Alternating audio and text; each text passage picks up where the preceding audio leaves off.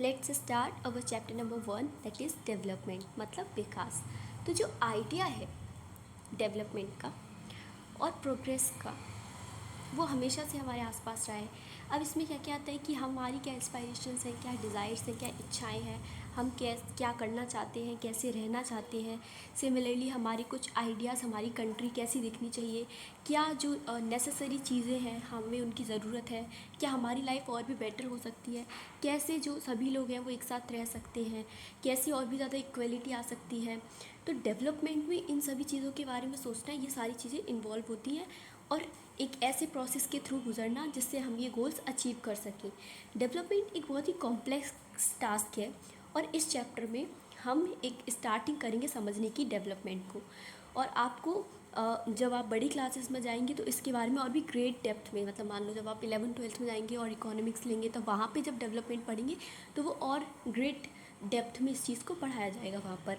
Also आपको पता चलेगा आंसर्स बहुत सारी क्वेश्चंस का, न केवल इकोनॉमिक्स में बट आपके कोर्स में भी, इन हिस्ट्री में भी, पॉलिटिकल में भी ये डेवलपमेंट की बातें चलती रहेंगी।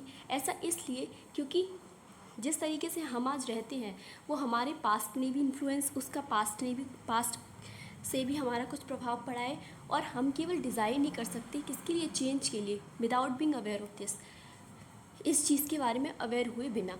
सिमिलरली ये केवल एक डेमोक्रेटिक पॉलिटिकल प्रोसेस के थ्रू हो सकता है कि हम होप कर सकें, आशा रख सकें और पॉसिबिलिटीज़ जो हैं इन डेवलपमेंट की रियल लाइफ में अचीव कर सकें। ठीक है, तो अब सबसे पहले आता है both development promises different people different गोल, कि डेवलपमेंट क्या प्रोमिसेस करता है और अलग अलग लोगों के अलग अलग गोल होते हैं डेवलपमेंट को लेके। अब जैसे हम एक इमेजिन करते हैं कि डेवलपमेंट और प्रोग्रेस जो है वो डिफरेंट पर्सन्स के लिए क्या होगा, ठीक है, क्या उनकी एस्पायरेशंस होंगी। आप ये जो कॉलम है इसमें हम इस चीज़ को समझेंगे। अब development goals of different category of people, तो सबसे पहले ये कैटेगरी ऑफ, जो क्या बोलते हैं, लेफ्ट साइड में कैटेगरी ऑफ पर्सन्स लिखी है और राइट साइड में डेवलपमेंट गोल्स और एस्पायरेशंस लिखी हैं। तो लैंडलेस रूरल लेबर्स जो हैं, ठीक है, उनके लिए क्या होगा डेवलपमेंट गोल्स या उनकी एस्पायरेशंस क्या होंगी, ज़्यादा दिन ऑफ का उनको काम मिले, मोर डेज ऑफ वर्क मिले और अच्छी वेजेस, उनको जो रुपए हैं वो ज़्यादा मिले काम करने के। लोकल स्कूल जो है वो एबल करे कि उनके बच्चों को अच्छी सी क्वालिटी एजुकेशन प्रोवाइड करे, ठीक है, कोई भी उनके साथ सामाजिक तरीके से डिस्क्रिमिनेशन ना हो, भेदभाव ना हो और उनको भी गांव के जो लीडर्स हैं, जो लीडर होते हैं, मुख्य लोग होते हैं गांव के, उनमें शामिल होने का मौका मिले, ठीक है। अब उसी जगह जो प्रॉस्परस फार्मर होंगे पंजाब के, उनके लिए डेवलपमेंट गोल्स या एस्पायरेशन क्या होंगी, एश्योर्ड कि एक हाई फैमिली इनकम आए, ठीक है, through a higher support price for their crop, उनकी जो क्रॉप्स है उनको हायर सपोर्ट प्राइस मिले और through hard working and cheap labour, और उनके जो प्लांटेशन फार्म्स वगैरह होते हैं उन पे जो लेबर्स आएँ वो बहुत ही हार्ड वर्किंग हो और चीप, कम से कम दामों पे वो हायर कर सकें। They should be able to, और वो जो लोग हैं, ये जो प्रॉस्परस फार्मर है पंजाब के, वो इतना कमा लें कि वो अपने बच्चों को बाहर भेज सके पढ़ाई करने के लिए, ठीक है। अब नेक्स्ट ये जो कुछ खाली दे रखी है जगह, चाहे जैसे मैं आपको यहाँ पर दिखाऊं, जैसे कि ये जो खाली दे रखी है ये आपको खुद फिल करनी है, ठीक है। इसके अलावा इसके बाद दे रखा है क्या कि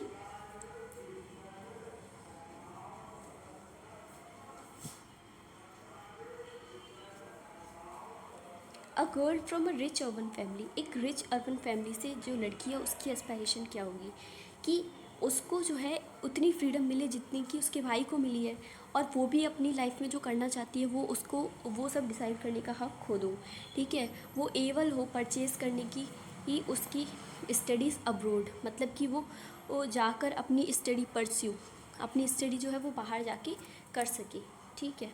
ये बाकी भी आदिवासी फ्रॉम नर्मदा वैली ये सब आपको खुद फिल करना है। तो अगर आपने टेबल 1.1 देखी होगी तो हम इसको एग्जामिन करते हैं। क्या सभी लोग जो है उनकी सेम नोशन है डेवलपमेंट को लेकर, सभी लोग एक ही चीज़ चाहते हैं डेवलपमेंट की पर्पस से, कि सब लोग यही चाहते हैं कि सड़कें बन जाएं? ऐसा नहीं है, हर कोई अलग अलग चीज़ें चाहता है, हमने ऊपर पढ़ा। ज़्यादातर ऐसा नहीं चाहते। Each of them seeks different thing, हर कोई अलग अलग चीज़ें देखता है, ठीक है। दे सीक थिंग्स, वो देखते हैं चीज़ें जो कि बहुत इंपॉर्टेंट है उनके लिए, जो कि उनकी एस्पायरेशंस और डिज़ायर्स को फुलफ़िल कर सकती है। इनफैक्ट आज के समय में दो लोग या लोगों का ग्रुप जो है वो कन्फ्लिक्टिंग दिखते हैं। एक लड़की जो है वो चाहती है फ्रीडम और अपॉर्चुनिटी अपने भाई जितनी, ठीक है, और वो चाहती है कि वो शेयर करे ये उस, एंड ही ऑल्सो वो shares in the house hold work की, और वो चाहती है कि वो जो है हाउस होल्ड वर्क में भी उसके साथ जितना वो लड़की काम करती है उसके साथ उसका भाई भी करे, और उसका भाई जो है वो ये चीज़ नहीं चाहता भाई, ठीक है। सिमिलरली ज़्यादा इलेक्ट्रिसिटी लेने के लिए इंडस्ट्रियलिस्ट जो है वो चाहते हैं ज़्यादा डैम्स, लेकिन इससे क्या होगा, लैंड जो है वो सबमर्ज हो जाएगी और डिस्टर्ब हो जाएगी। लाइफ्स बहुत सारे लोगों की बहुत सारे लोगों की जो लाइफ्स है, बहुत सारे पीपल्स की जो लाइफ है वो डिस्टर्ब हो जाएगी, उनको डिस्प्लेस करना पड़ेगा, ठीक है। जैसे कि ट्राइबल पीपल, ठीक है, उनको वहाँ से डिस्प्लेस होना पड़ेगा, वहाँ से हटना पड़ेगा, कहीं और जाके रहना पड़ेगा।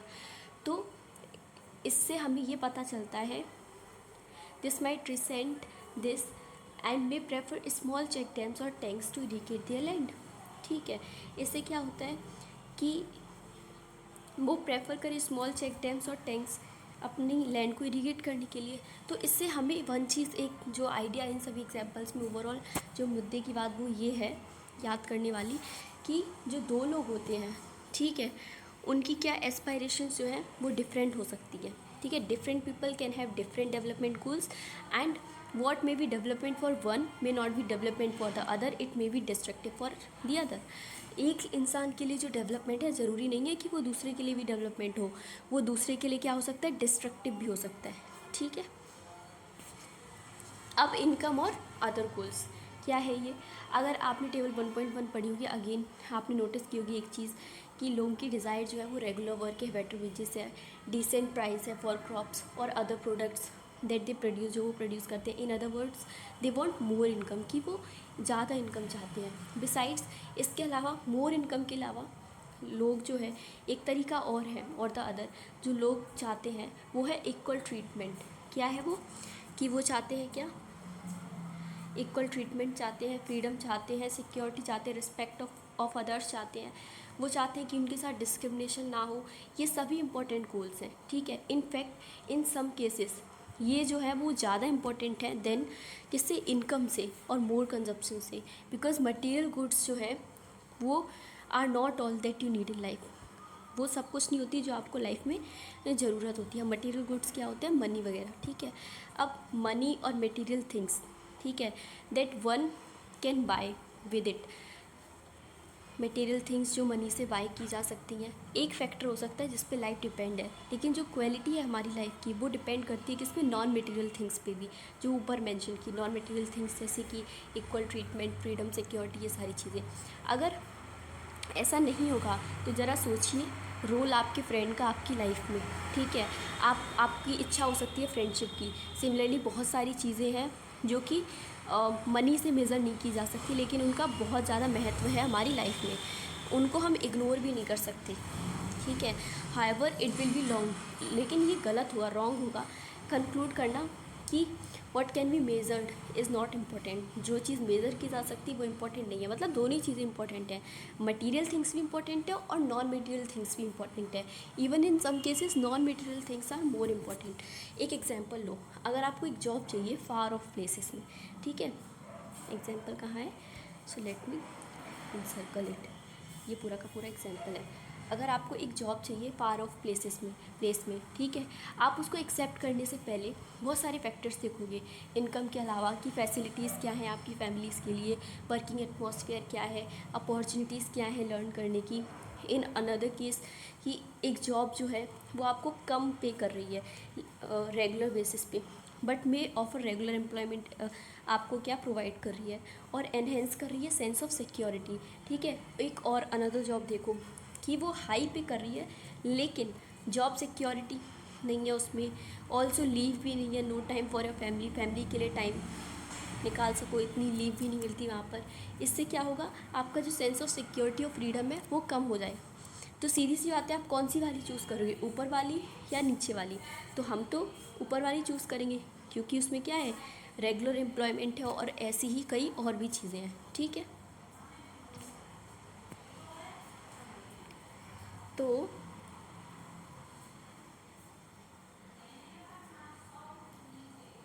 Similarly for development people look at mixed of goals. तो अब ये एक इम्पॉर्टेंट लाइन है कि डेवलपमेंट के लिए लोग जो है वो मिक्स ऑफ गोल्स को देखते हैं। It is true that if women are engage in paid work, अगर वीमेन जो इंगेज है पेड वर्क में, तो उनकी डिग्निटी जो है हाउस होल्ड में बढ़ जाती है और सोसाइटी में भी इंक्रीज़ हो जाती है। लेकिन इस केस में अगर if there is respect for women, they would be more sharing of house work and a greater acceptance of women working outside. अगर क्या बोलते हैं ज़्यादा रिस्पेक्ट होगी विमेन के लिए, तो उनका जो हाउस होल्ड में शेयरिंग है वो भी बढ़ जाएगा, ठीक है, और ग्रेटर एक्सेप्टेंस होगी विमेन की जो वो बाहर वर्क करती हैं उनकी। एक सेफ और सिक्योर एनवायरनमेंट जो है वो अलाउ करता है ज़्यादा विमेंस को to take up a variety of jobs and run a business, ठीक है। फॉर एग्जांपल अगर कोई भी विमेन को वर्क करना है तो वो सबसे पहले ये नहीं देखेगी कि इनकम कितनी है, वो ये देखेगी कि जहाँ मैं वर्क करने जाऊँगी वहाँ पे एनवायरनमेंट सेफ़ है या नहीं है, ठीक है। हैंस डेवलपमेंट गोल्स जो लोगों के पास होते हैं वो केवल बेटर इनकम की नहीं होती, ठीक है। इसके अलावा क्या है, कुछ इंपॉर्टेंट चीज़ें और भी होती हैं लाइफ में जो देखनी पड़ती हैं।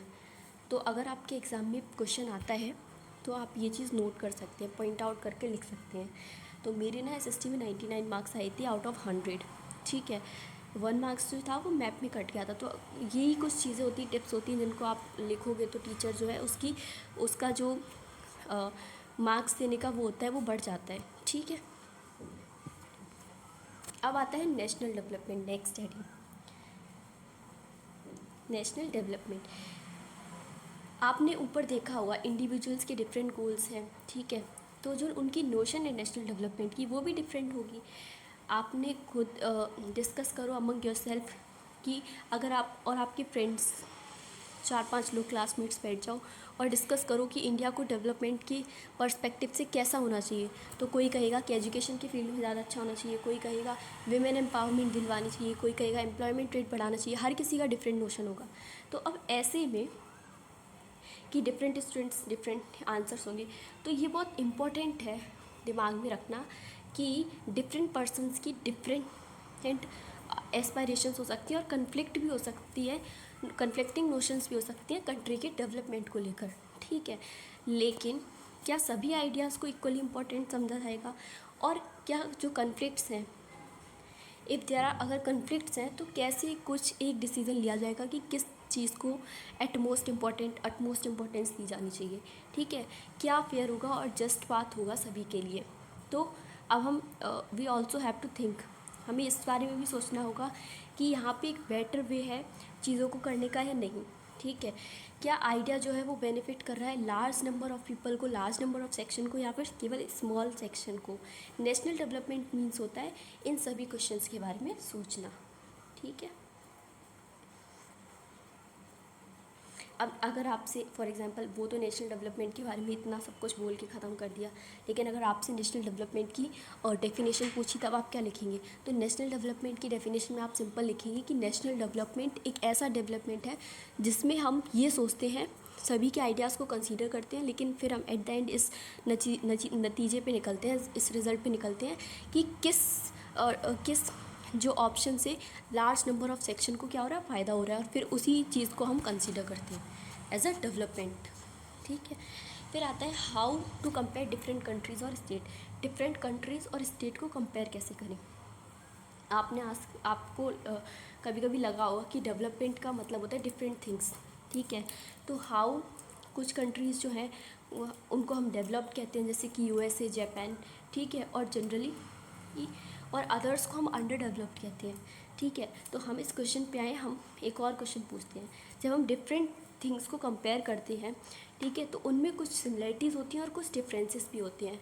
तो कौन से एस्पेक्ट्स जो हैं हम उनको यूज़ करते हम यूज़ करते हैं उनको कंपेयर करने में। अगर हम किसी क्लास के स्टूडेंट को लें, इटसेल्फ क्लास के स्टूडेंट्स की एग्जांपल से इसको समझते हैं, तो how we compare different students, कैसे हम डिफरेंट स्टूडेंट्स को कंपेयर करेंगे, ठीक है। वो डिफरेंट्स होगा उनकी हाइट में, हेल्थ में, टैलेंट्स में, इंटरेस्ट में।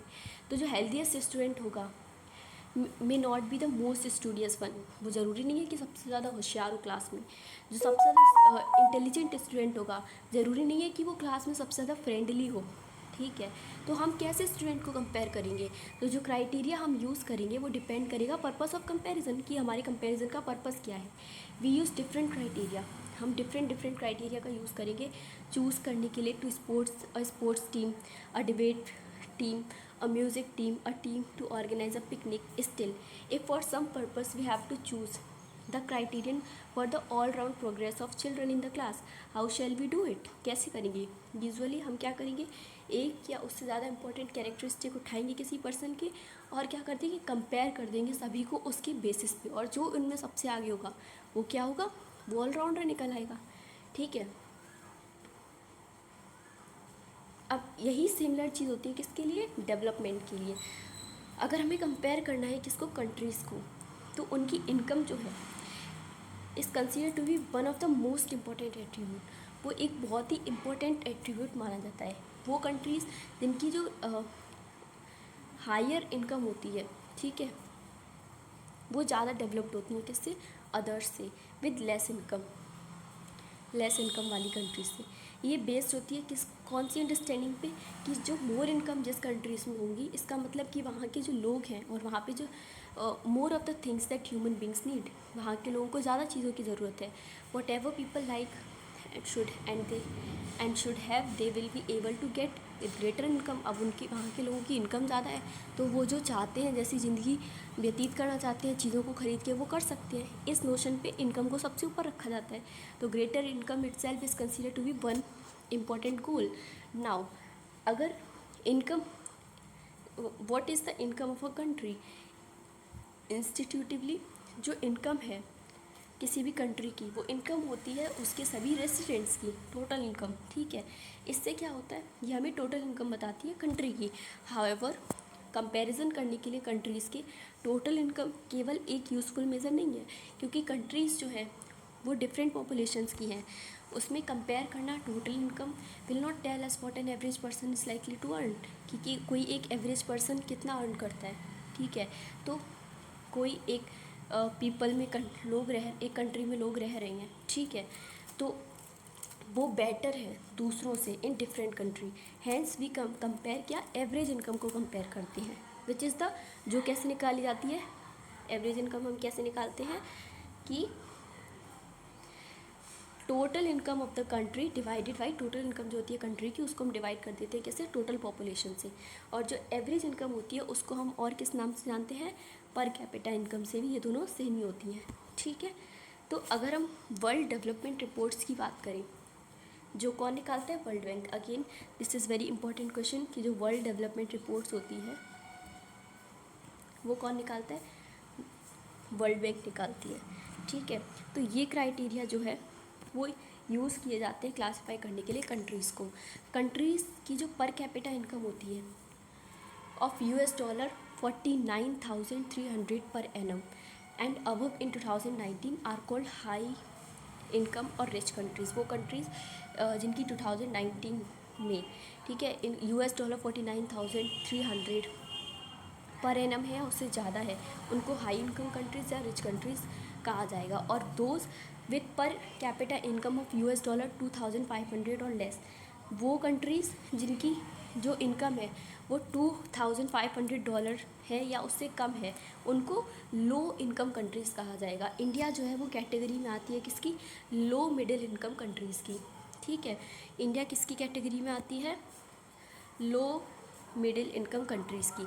क्यों आती है, क्योंकि इसकी जो पर कैपिटा इनकम थी 2019 में वो कितनी थी, केवल $6,700। ठीक है, कितनी थी, $6,700 per annum. Rich countries excluding countries of middle east की कंट्रीज़ को छोड़ के और सर्टेन अदर स्मॉलर कंट्रीज़ को छोड़ के आर जनरली डेवलप्ड कंट्रीज़। ठीक है, जितनी भी रिच कंट्रीज़ होती हैं, केवल मिडिल ईस्ट की कंट्रीज़ को छोड़ दो और कुछ स्मॉलर कंट्रीज़ को छोड़ दो, तो वो सभी क्या होती है, डेवलप्ड कंट्रीज़ होती हैं। अब इसमें एक एग्जांपल दे रखा है एवरेज इनकम का, तो इसमें ये दे रखा है कि कंट्री ये है जिसमें 1 2 3 4 की सबकी इनकम इतनी है, कंट्री बी में। अब अगर आप इनको सम करके देखोगे तो दोनों की इनकम दोनों की क्या बोलते हैं, इवन दो बोथ कंट्री, दोनों की एवरेज इनकम तो बराबर निकलेगी, लेकिन आप देखोगे तो कौन सी कंट्री ज़्यादा अच्छी है, कंट्री ए, कंट्री बी नहीं, क्योंकि कंट्री बी में जो एक्यूमुलेशन ऑफ वेल्थ है वो किसी फिफ्थ पर्सन के हाथ में है। तो ऐसा नहीं है, अगर आप केवल इनकम के पर्पज़ से ही कंट्रीज़ का डेवलपमेंट मेज़र करोगे तो भी गड़बड़ हो जाएगी, क्योंकि एवरेज इनकम तो दोनों की बराबर निकल रही है, पर यहाँ पर कंट्री ए में जो है वो ज़्यादा इक्विटेबल डिस्ट्रीब्यूशन है as compare to country B. ठीक है,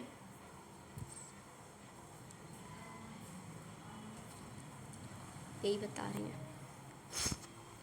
कार्टून के थ्रू भी शो कर रखा है, country with no rich and poor, ये कार्टून ए में, और country with rich and poor, ये रिच देखो 4 कुर्सियों में बैठा है, और जो गरीब लोग हैं वो 2 कुर्सियों में 4 एक बैठ गए। अब आ जाओ इसमें income and other criteria, income के अलावा अदर क्राइटेरिया क्या है। ठीक है, जब हम देखते हैं इंडिविजुअल के एस्पायरेशंस पे और गोल्स को, तो हम देखते हैं कि लोग जो हैं वो केवल बेटर इनकम के बारे में नहीं सोचते, बल्कि उनके लिए अदर गोल्स भी होते हैं। कैसे कैसे गोल्स होते हैं उनके लिए अदर, कि security, respect for other, equal treatment, freedom etcetera in mind.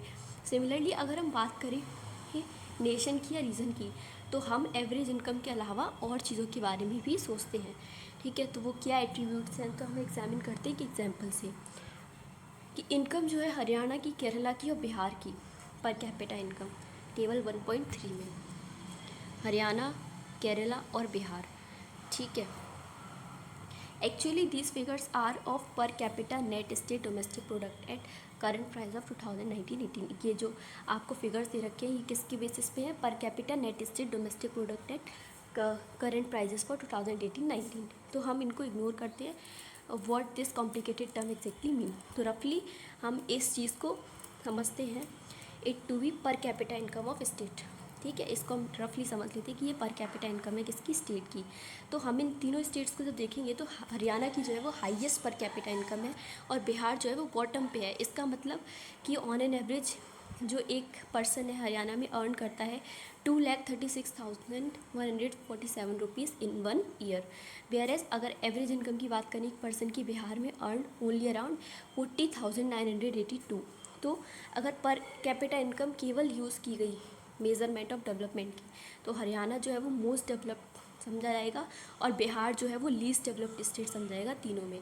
अब हम देखेंगे सर्टेन अदर डेटा पे टेबल 1.4 में। ठीक है, इन्फेंट मोर्टेलिटी रेट में क्या बोलते हैं, केरला सबसे पीछे है। ठीक है, सबसे कम मृत्यु दर जो है इन्फेंट्स की कहाँ होती है, केरला में।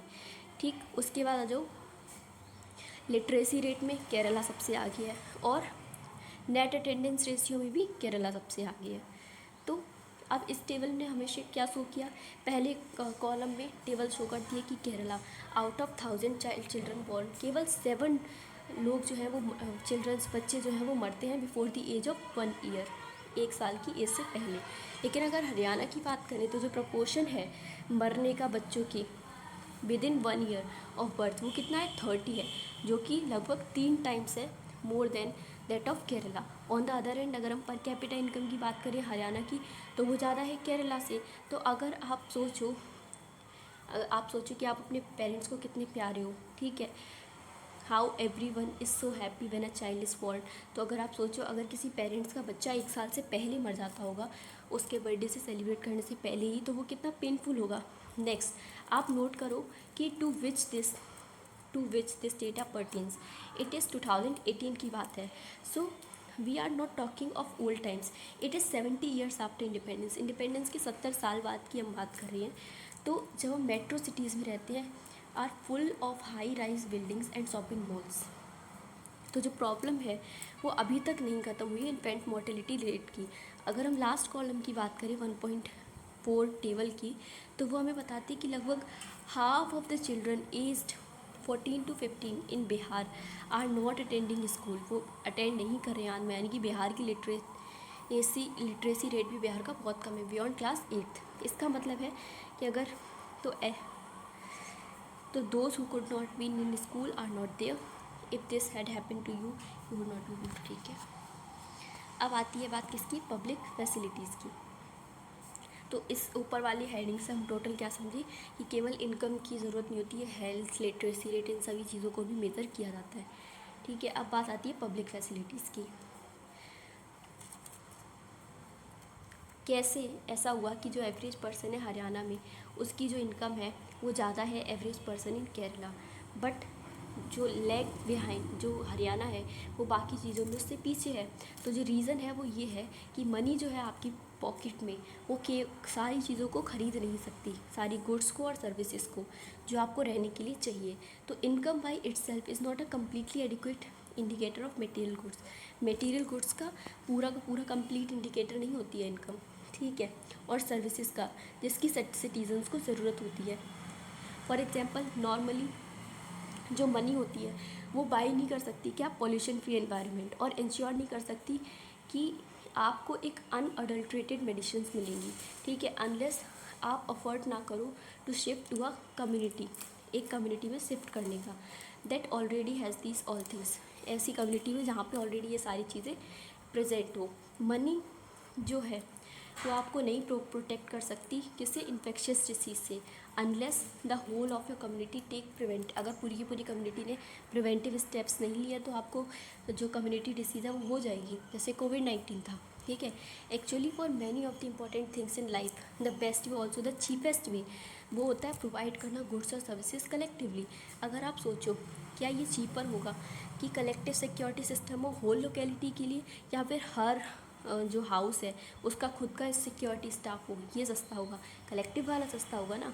क्या होगा अगर if no one other than you in your village or locality is interested in studying, कोई इंटरेस्टेड ही नहीं है पढ़ने में, तो वहाँ स्कूल ही नहीं होगा, फिर आपको कहाँ जाओगे पढ़ने, ठीक है। Not unless your parents could afford to send you to some private school elsewhere, so you are actually able to study because many other childrens also. आप तभी पढ़ पा रहे हो क्योंकि और भी लोग पढ़ना चाहते हैं, ठीक है, क्योंकि और भी लोग बिलीव करते हैं कि गवर्नमेंट को है जो ओपन करनी चाहिए स्कूल और प्रोवाइड करनी चाहिए फैसिलिटीज़, सो दैट सभी चिल्ड्रंस जो हैं उनको एक चांस मिले पढ़ने का। Even now in many areas children particularly girls उनको हाई स्कूल्स के लिए नहीं भेजा जाता क्योंकि गवर्नमेंट और सोसाइटी ने एडिक्वेट फैसिलिटीज़ ही प्रोवाइड नहीं की है, ठीक है। केरला का जो इन्फेंट मोर्टेलिटी रेट है वो बहुत कम है, इट इज़ क्योंकि वहाँ पे बेसिक हेल्थ और एजुकेशन फैसिलिटीज़ जो हैं वो बहुत अच्छी हैं। सिमिलरली कुछ स्टेट्स में जो पब्लिक डिस्ट्रीब्यूशन सिस्टम है पीडीएस वो बहुत अच्छे से वर्क करता है, तो हेल्थ और न्यूट्रिशनल स्टेटस जो है लोगों का वहाँ के ऐसे स्टेट्स का वो बेटर होगा देन अदर स्टेट्स, ठीक।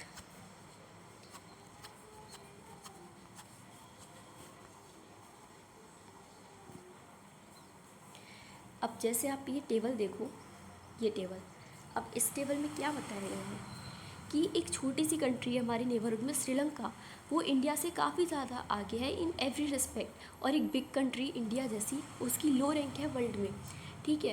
टेबल 1.6 शो करती है कि जो नेपाल और बांग्लादेश है उसकी लो पर कैपिटा इनकम है than that of India, yet they are better than India in life expectancy.